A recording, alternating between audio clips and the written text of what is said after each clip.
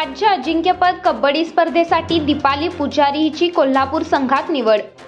71वी राज्य पुरुष व महिला अजिंक्यपद कबड्डी स्पर्धा पुणे येथे होणार आहे। या स्पर्धेसाठी कोल्हापूर जिल्हा कबड्डी असोसिएशनचे संघ नुकतेच जाहीर करण्यात आले। कोल्हापूरच्या महिला संघात इचलकरंजी येथील डायनॅमिक स्पोर्ट्स क्लबची कबड्डी खेळाडू व श्रीमती गंगामाई प्रशालेची माजी विद्यार्थिनी कुमारी दीपाली पुजारी हिची निवड झाली आहे। अनेक वर्षे सातत्याने कबड्डीचा सराव करणाऱ्या दीपालीची प्रतिष्ठेच्या स्पर्धेसाठी निवड झाल्याने सर्वत्र तिचे अभिनंदन करण्यात येत आहे। या स्पर्धेच्या शेवटी राष्ट्रीय कबड्डी स्पर्धेसाठी महाराष्ट्र राज्याचे संघ निवडण्यात येतील।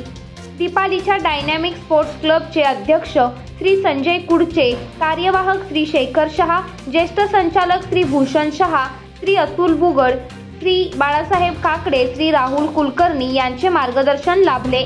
समाजकार्य न्यूज साठी इचलकरंजीहून दत्तात्रय कदम।